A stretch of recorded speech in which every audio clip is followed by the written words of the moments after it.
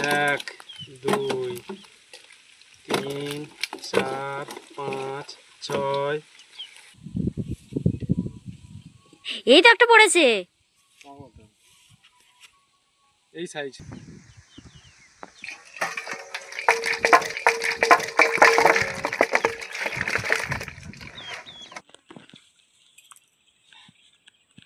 দেখো মানে মিস নেই, ফেললেই মাছ।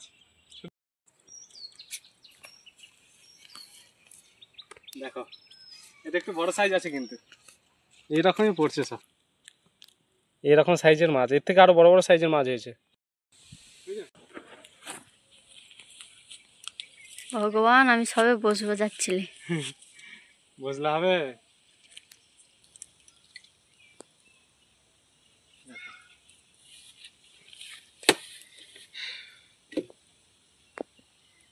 এভাবে মাছ পড়লে কষ্ট মনে হবে।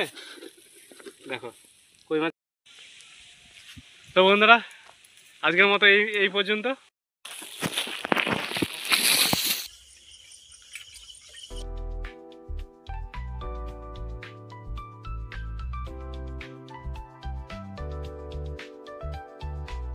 মাছ কোটা হয়ে গেছে, এবার ধুয়ে নেব।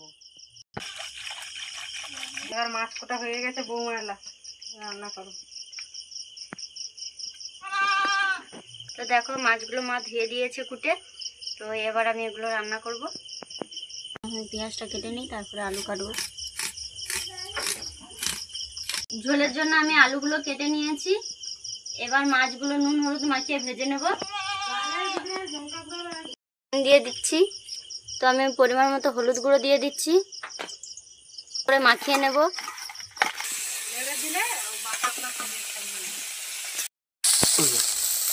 তো আমার মাছ ভাজা হয়ে গেছে, এবার আমি তুলে নেব।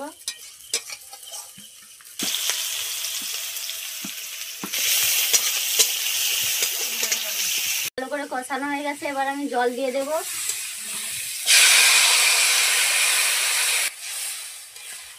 তো আমার তরকারি হয়ে গেছে, এবার নামিয়ে নেব।